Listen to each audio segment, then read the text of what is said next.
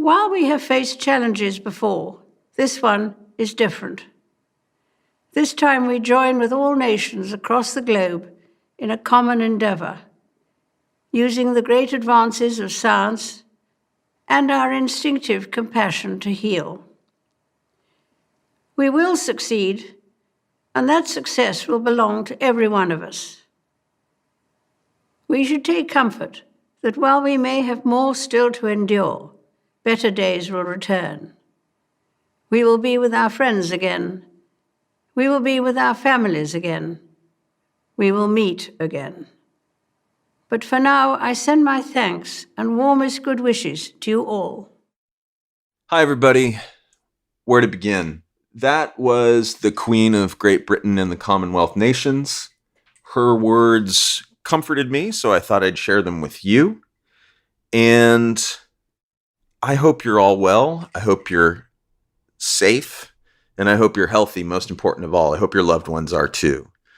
We have a really good podcast for you today. We're talking with Toby Rittner, President and CEO of the Council of Development Finance Agencies.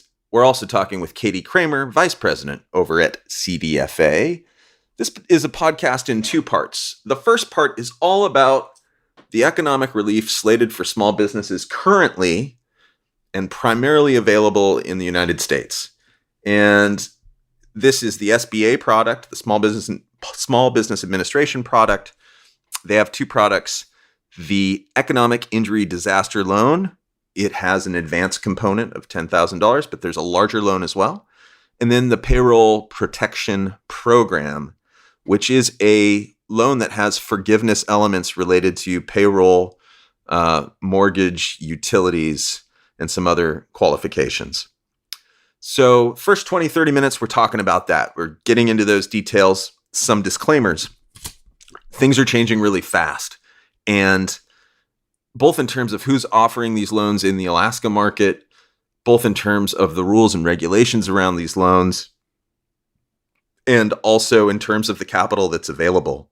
There are a lot of indications that the capital is flying out the door.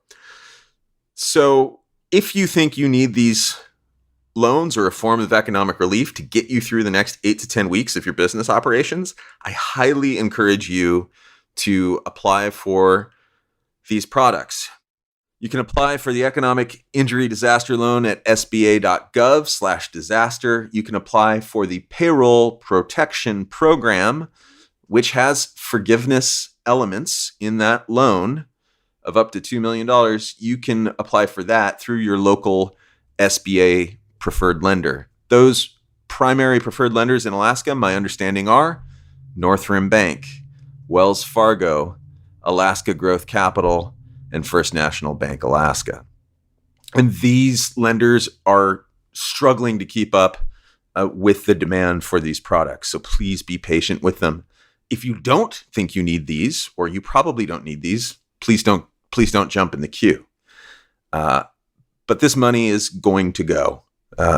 There's indications that we're going to burn through this capital rapidly in the nation, and further injections of this capital are already being discussed on Capitol Hill, as is another form of economic relief. So if the CARES Act was $2.3 trillion, there is going to be a phase 4.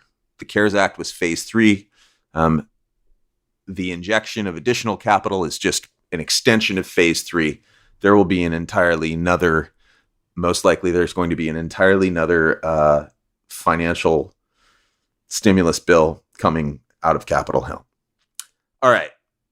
And the second part of this discussion, after the first 20 or 30 minutes, is policy oriented. We talk about what else is out there in the world of development finance that is a local response to community, small business, and economic needs. We talk about development finance in general, and few people better to do it with than Toby and Katie. Thank them for their time. All right. So we're going to get into their podcast. It's going to start off a little scary because it's going to talk about some economic realities. One way or another, this will pass. I hope you're well. I hope you're healthy. I hope you're safe. Please stay that way and help each other out, Alaska. Here we go.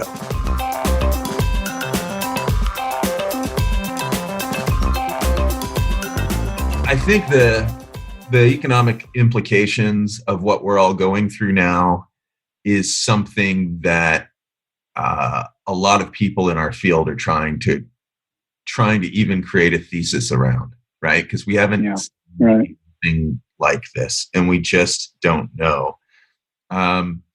Any thoughts on what the United States looks like in 12 months economically? Yeah, we had a great conversation with the New Orleans Business Alliance this past week, and they provided some really good statistics. They're used to dealing with natural disasters, hurricanes and flooding and other issues. The difference between those two, which I thought was one of the most important points I've heard this entire discussion, is that when a hurricane is going to end and when the recovery is going to begin. So if you're asking what it's going to look like in 12 months, our problem right now is we don't know when the crisis is going to end. Is it going to be May, June, July? When do companies start looking forward? The CARES Act really only covers companies for the next 8 to 10 weeks. So you got to ask yourself, well, what happens in week 11? And so I say looking forward, you're going to have significant unemployment, probably above 10% would be my guess. You're going to have thousands of small businesses that don't reopen or can't reopen.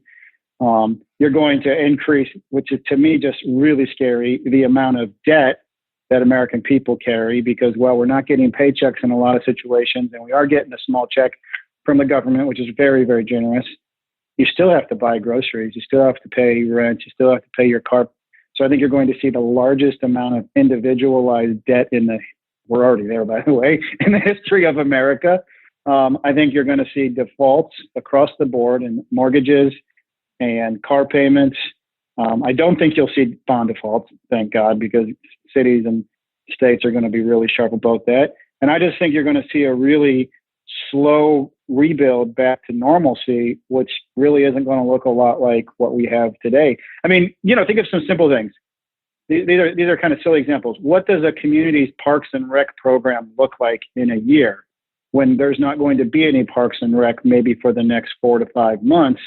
And how do you onboard all those kids again, or whoever's participating, and get energy and excitement when this hangs over their head? So you may actually see people not as involved in those activities for fear or for economic issues. So I think it's pretty severe. And poor rural America is going to get hit the hardest, because you're probably going to be the last one to get this and the last one to recover. And I don't know how they recover in some situations. Katie? That's a really good overview. And I think that when you plan for the next year, one of the most important things from an economic standpoint is creating a sense of certainty. People can move again and move about the world again. And that is going to take some time for a full return to our economy, just in terms of human interaction. So we anticipate from the development finance world that our agencies are really going to need to be at the forefront of helping to create that process again, being able to support businesses and being the signal to the market that there are investment opportunities, that there are developments occurring, both from a real estate perspective and from a business perspective, that there are goods to flow and that there is manufacturing occurring. Signaling that there's investments to be made is an important marker, I think, for many people in the world to understand that it's possible for us to maintain our economic health and strength over time. That's a big component of what's required in the next 6 months. I really like what you said, Katie, and I think Toby kind of set it up, which is, amidst this uncertainty, as much certainty, planning, and sort of future stability, comfort you can provide, both the citizenry and the business community, is really key. Mm-hmm. And I think that I I feel like you guys presented a good midterm realistic case of the challenges that our economy is going to face. Like a year to 2 years, we're still in this. It's going to take a couple years to climb out of it. And the rapidity of how this hits economically is something we haven't seen. There's a floor beneath that and a ceiling above it. So there is a situation, there is a scenario where this takes a lot longer and is a lot more painful. And there's a theorized scenario where, hopefully this is measured in a handful of quarters rather than years. But we'll leave that to the economists.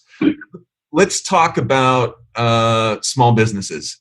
Yeah, we'll tell you just some details, and Katie, fill in the holes for me. So you have two major programs. You have the economic injury disaster loans, and then you have the disaster recovery loans.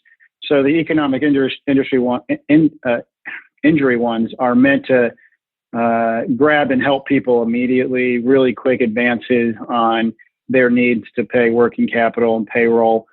Could be forgivable, but the idea is they're going to come and borrow again. So this is sort of an advancement.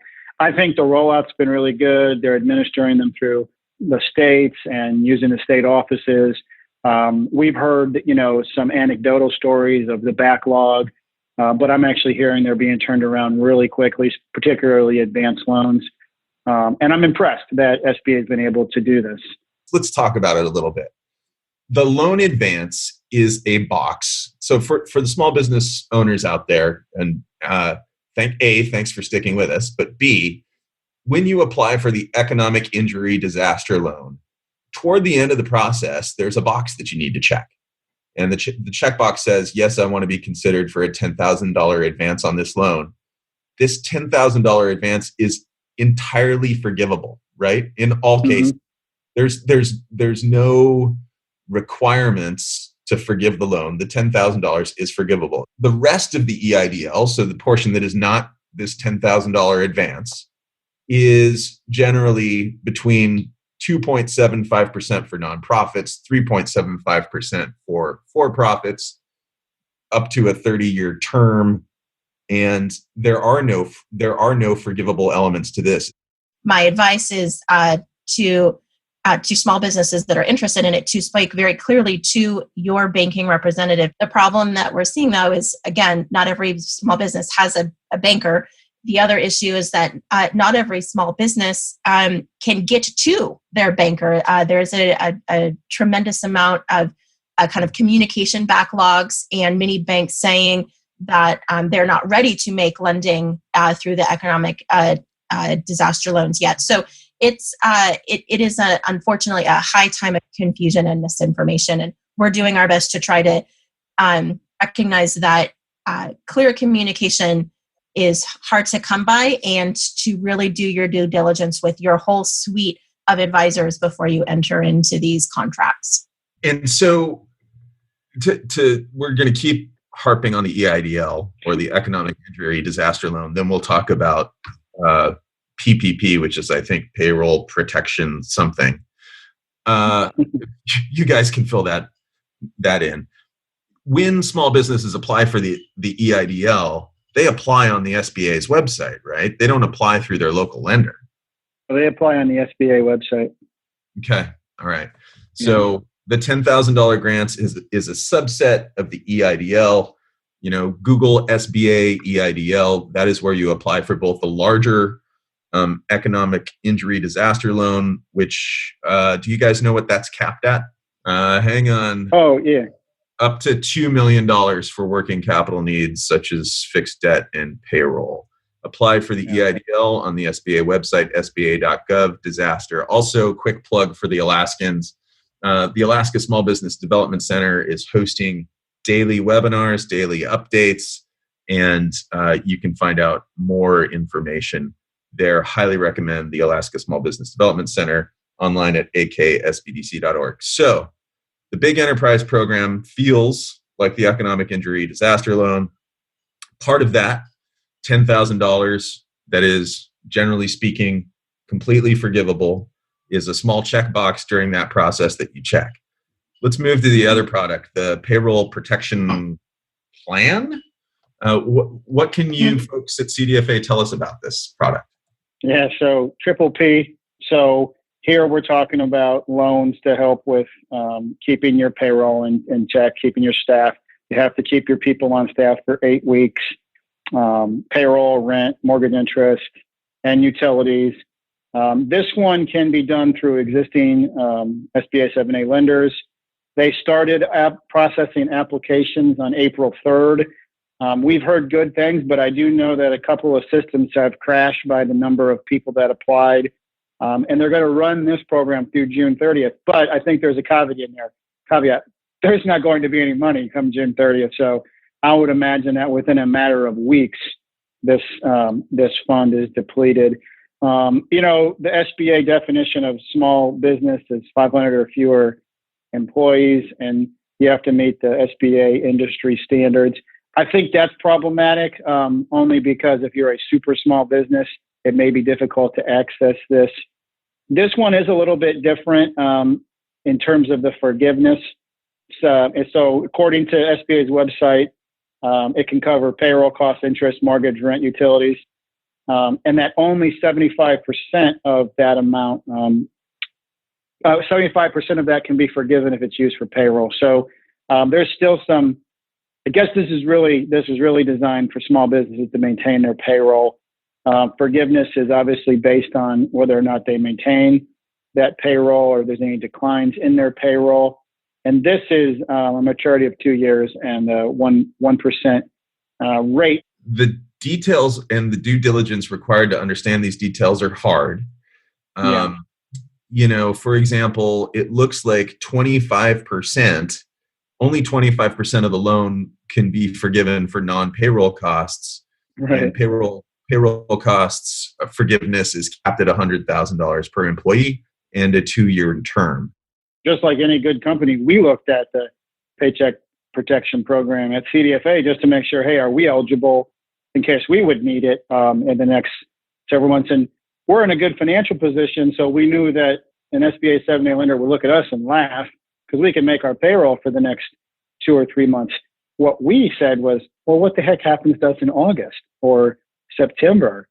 So one of our concerns is that there has to be a more future-looking approach. A lot of small businesses have some cash in a balance sheet right now to maybe dig into reserves or a rainy day fund for the next 2 or 3 months. But then what happens after that, which is to me more of a big issue for us thinking ahead.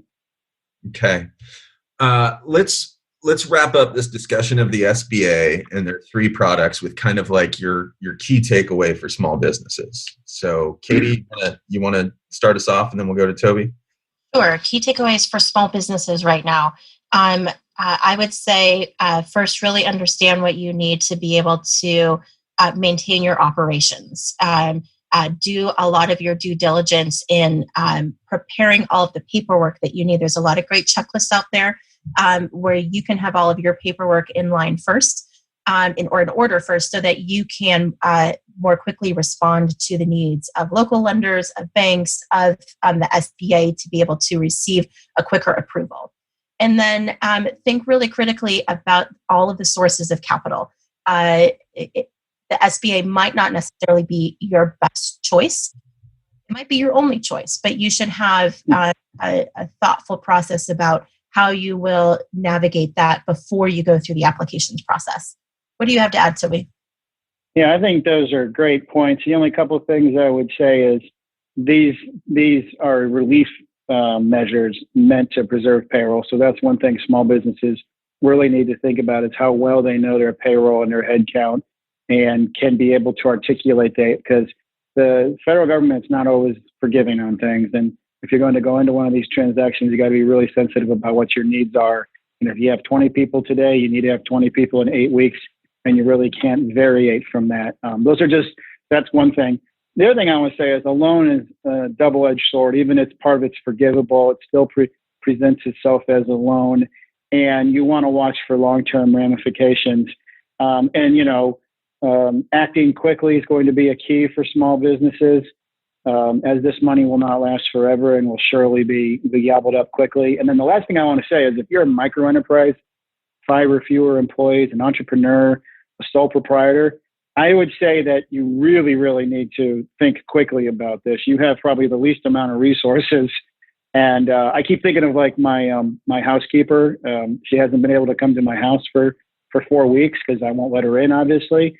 And I feel really horrible for her.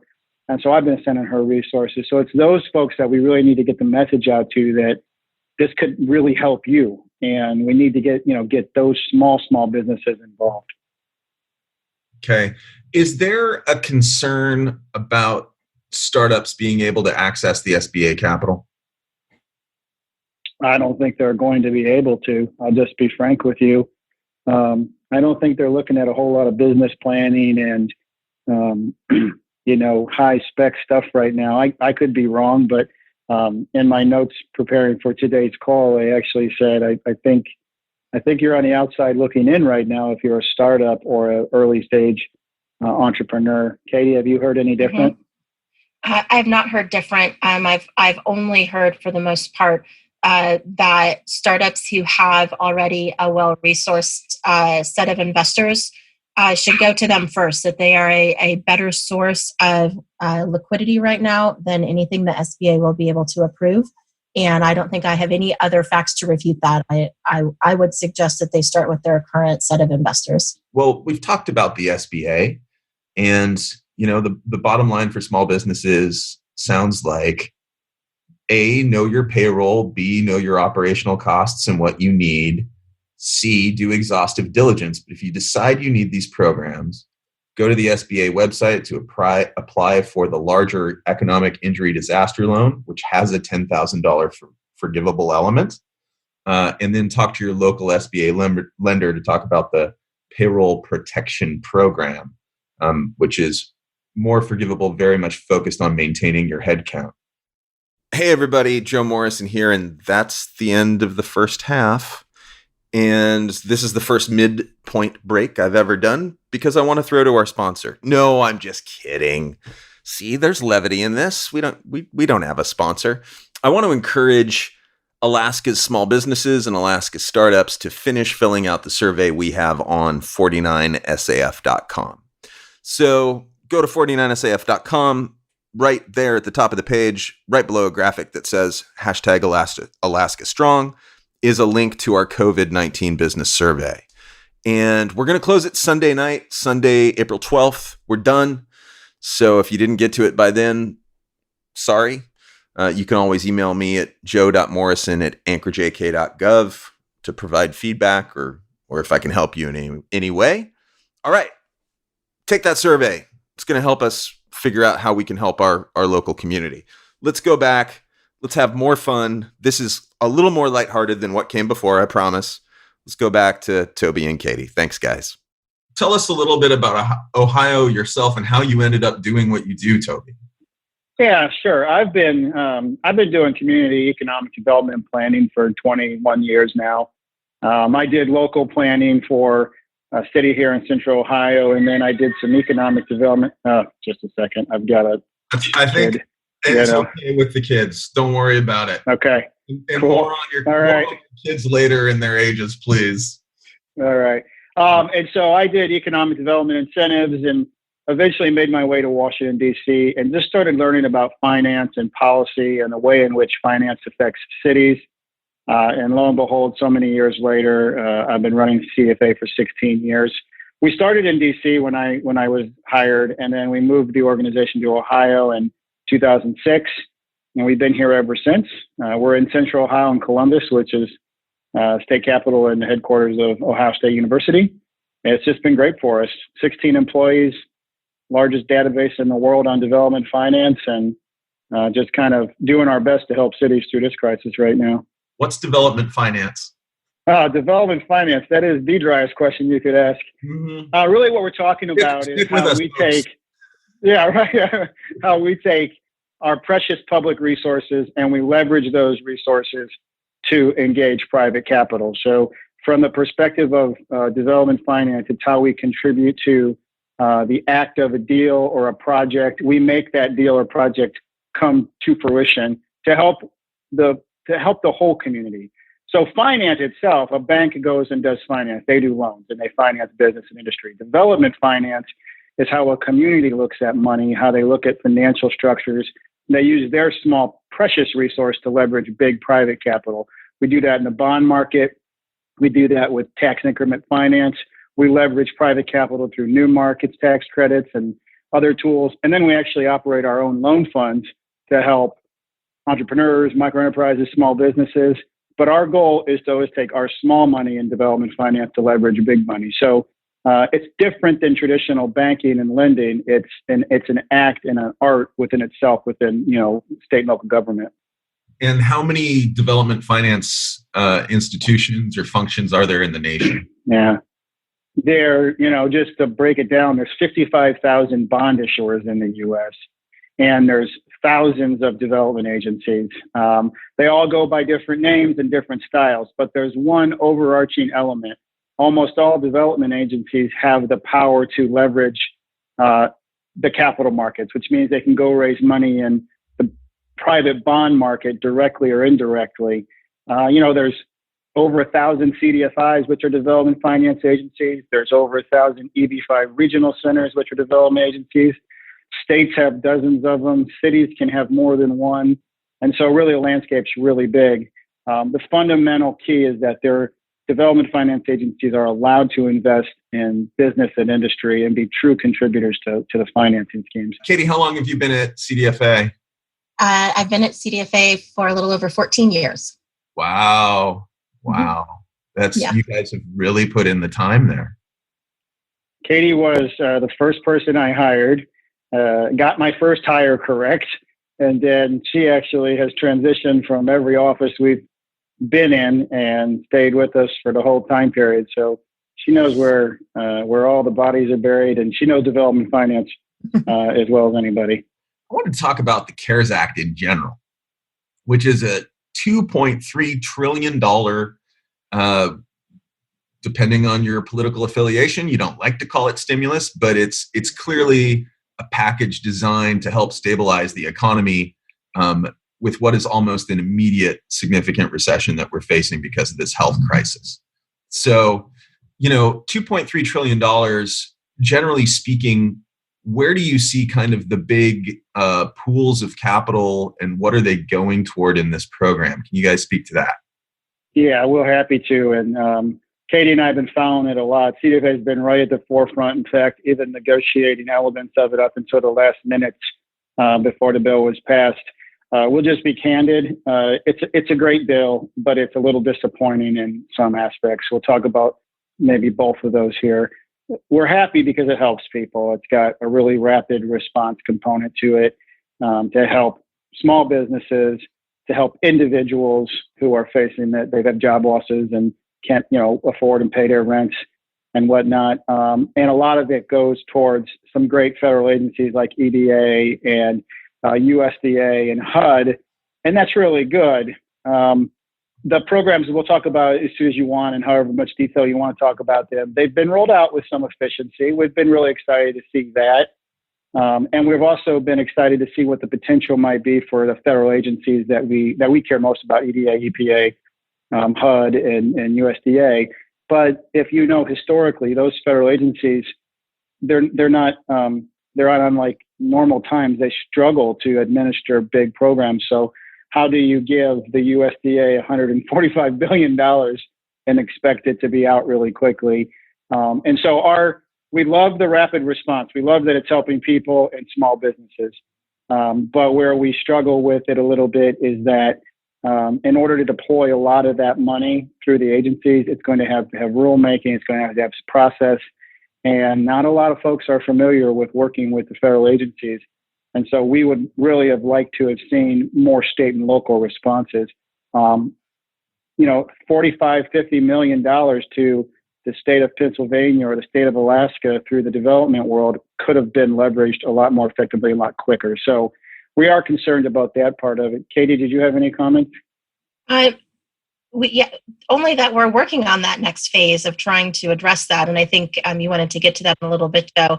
One of the things that struck me in the CARES Act is just the sheer amount of money dedicated to operationalizing many different federal agencies to even make it possible for them to do remote work, to invest in clean federal assets and buildings and parks and things like that. So it's a wide-ranging bill that has many implications, and lots of agencies are trying to figure out how they manage the appropriations they've been given.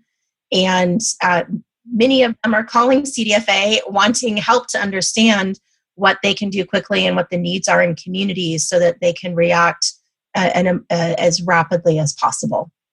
You brought up states and municipalities, and this is something we are trying to understand. And I think other people in the states other people in Alaska have a better grasp of it than I do. And by the way, thank you for joining us, because there's a lot in the CARES Act and it's kind of hard to wrap your brain around. But, 5% or so states and municipalities have relief of $175 billion coming to them. I think they're all getting $1.25 billion. Isn't that supposed to be slated for economic relief? I think economic relief, yeah, but you'll probably see that directed towards healthcare workers, healthcare delivery system, repurposing manufacturing that might need to shift for supply chain. I think you're going to, to schools and teachers. I think you're going to see almost, when they say economic relief, I don't think they mean economic development relief. I think they mean, hey, we've got to shore up, plug up aspects of our local economy. As Katie mentioned, we did a pretty good analysis, which I don't think anyone else has really done. And, hundreds and hundreds of millions go to just administering the programs. How do you give the state of Maryland $1 billion? They got to manage $1 billion. So who knows what the overhead is there. But if it's 30%, now suddenly there's a big cost there. So when they say relief, I think almost everything in CARES is meant to go towards addressing sort of immediate crisis. Field hospitals, manufacturing, schools.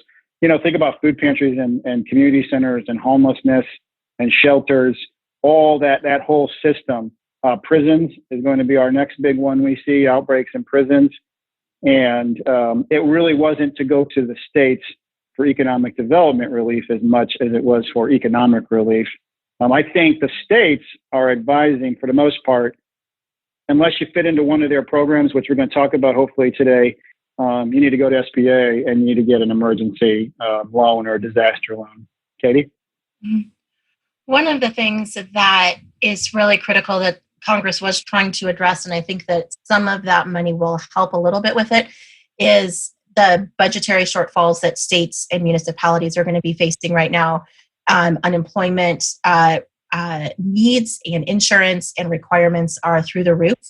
Addressing the very real issue that just simply moving tax day a couple of months leaves many states with a budget shortfall in a way that their rainy day funds can't help them survive that gap.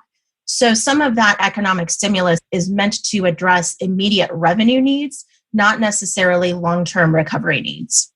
Joe, one thing to keep in mind, there's $10 billion in the bill to airports. And good for them. I mean, we're a friend of their lobby and we know them. And that $10 billion is to go make bond payments on their existing debt. So just think about that, like the scope of that issue right there. The airports needed an immediate $10 billion, which, we talk about American families living paycheck to paycheck. American airports are living paycheck to paycheck, and they couldn't even make their next month's bond payments without this infusion of capital. And that is, to me, that is just terrifyingly scary that the airports needed $10 billion immediately to put in toward debt service. And guess what? They're coming back in 2 months and they're going to ask for more because nobody's traveling and there's no revenue coming in. So that's what I think a lot of this meant by economic relief. So what have you seen out there that is gold standard, wonderful community support from local development finance agencies? Katie, would you like to go first, and then I can figure out what you don't cherry pick from our good list? Sure, absolutely. So there's a tremendous amount of innovation and creativity happening in state and local development finance agencies right now. And what's most important, I think, for small businesses to understand is that these are the agencies that can be flexible and creative and move fast in a way that federal agencies often can't. And so we can look at a couple of different chunks. All of this is outlined in the CDFA COVID-19 Resource Center. We have almost 120 different programs that we watch that have been created by state development finance agencies, by local development finance agencies, so that you can understand what these look like. I get questions all of the time about how does that Maryland program work, or how does that Iowa program work? There's lots of sharing and lots of innovation between states and communities right now too. So a couple of things that I've seen that I think are particularly helpful for small businesses. One, if you already have a loan from these development finance agencies, they have a tremendous amount of flexibility to extend payment terms, to change rates, to stop or defer payments for a portion of time. For small businesses that are trying to enter into that system, we see a lot of very creative programs. Some development finance agencies are able to switch quickly to a zero interest program. Some agencies are able to approve within 5 to 7 business days a quick infusion of capital. Development finance agencies are looking at loan guarantee programs to be able to help with small businesses that don't have a lot of collateral, or to help make sure that default rates remain low over a period of time. We're seeing a lot of creative incentive programs to help manufacturers switch their operations and to be able to give them grants or zero or low interest loans to be able to pivot to making personal protective equipment. We're seeing a lot of creative opportunities for sole proprietors who might already do business with a state government or a local government to be able to access immediate grants or immediate long-term low-interest loans. What we're also seeing is a lot of effort by corporations and philanthropy to come together in identifying how they can get immediate infusion of capital into relief funds so that more granting and more zero interest loans can be made. One of the things that's most important for development finance agencies right now, while they're flexible, they also need to exist for the long term, and only providing zero interest loans right now potentially puts their principal at harm over the long term to help with recovery. So trying to balance out all of those competing factors is something certainly at top of mind of our members right now. And so I'd be happy to turn it over to you to talk a little bit more about the creativity of these programs. Yeah, great. Thanks, Katie. So we are wanted to give a couple of examples when we prepared for today. If you want to look at a state that's kind of leading the charge, I'd look at either New Jersey EDA or Iowa Economic Development, or the example I'm going to show is Business Oregon. Business Oregon was able to really quickly pivot all their programs, setting up obviously portals to look at SBA and PPP and things that might be useful to small businesses. But they also took some advice from some CDFA, which is really great, which was to look at all their existing loan products and portfolios and modify those. So if you have loan payments coming in from borrowers, offer that no payment on existing loans for the next 6 months, reworking the terms of those agreements.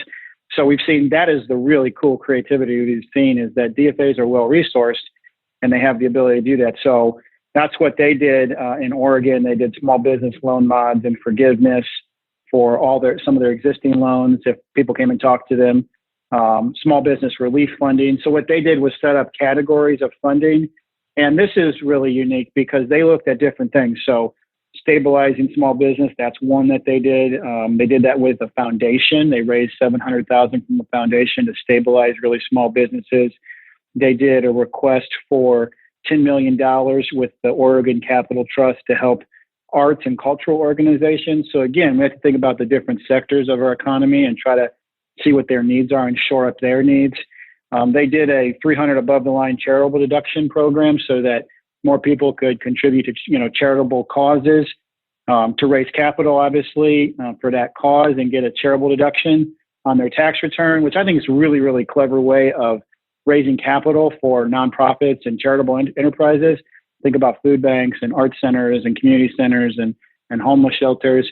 Say, hey, I give you $500. I'm going to get that as a charitable deduction on my taxes. I just thought that was a really clever way. And then the other thing they've done is Business Oregon has looked at all their other lending programs and basically said, if you fall into one of these categories, come in and talk to us. We're going to help you out. And we maybe refinance what you're doing now, or give you forgiveness, give you a loan, but forgive it for a while because you were going to expand anyway. North Carolina launched a rapid recovery program, really quick loans, like rapidly getting these loans out to help small businesses. Probably the one I saw that's the coolest is the New Orleans Business Alliance did a gig economy quick loans relief fund. 8% of their economy is gig economy. If you think about tourism, all that goes into it, and they took a huge hit there with that. And so they created a gig economy quick loan fund. And then the other one that I think is really neat is the Local Initiative Support Corporation, LISC, created a rapid recovery and resiliency fund, and they're raising $100 million to help places with rapid recovery and resiliency. But they partnered with Verizon to help raise capital. And I think, Katie, they told us they're doing a concert with Dave Matthews Band on the internet, and they're going to match dollar for dollar for contributions. So I know we can't all do that. I certainly don't have a Dave Matthews Band concert plan, but if you've got famous people in your state, you could partner with them to raise capital. Or if you're dealing with rural places, you can rapidly deploy some capital, knowing you may not get it back, but you're going to keep those businesses open. I just think those are some really good examples of places that have done a great job. All right. Well, we've talked about innovative responses. We've dived into the SBA. We've explained like the policy wonks we can be, what development finance is. We've talked about the CARES Act. The best question I have for you today is, and I'd like to start with you, Katie. Tell me the truth. What is ridiculously cheesy pop music that you love to listen to? Tell us before we call it a cast. Oh, do you want to answer this, Perry? What do we listen to the most at home? What's one of your favorite artists? I don't know. We have Lady Gaga and Carly Rae Jepsen. Oh man, Carly Rae. Party at our house. With the delicious bubblegum pop call, Carly Rae. Nice job, Kramer. Yes. Thank you. Toby, tell us the truth. What is your delicious pop sensation that you don't tell anybody you listen to? Oh, so I'm going to tell you all. I mean, I'm not going to lie. I'm a Backstreet Boy. I really am. I put a little Backstreet Boy and some NSYNC on, shooting hoops in the driveway with my kids. So this week we listened to Vanilla Ice, and we listened to House of Pain Jump Around while we played basketball. So I'd say any of the pump-up music that's sort of silly from 80s and 90s. Well, CDFA, Council of Development Finance Agencies, Toby Rittner, President and CEO, Katie Kramer, Vice President. Thank you both so much for joining us to stop, collaborate, and listen. No, I couldn't. That's it. 49 SAF Pod. Thanks, everybody.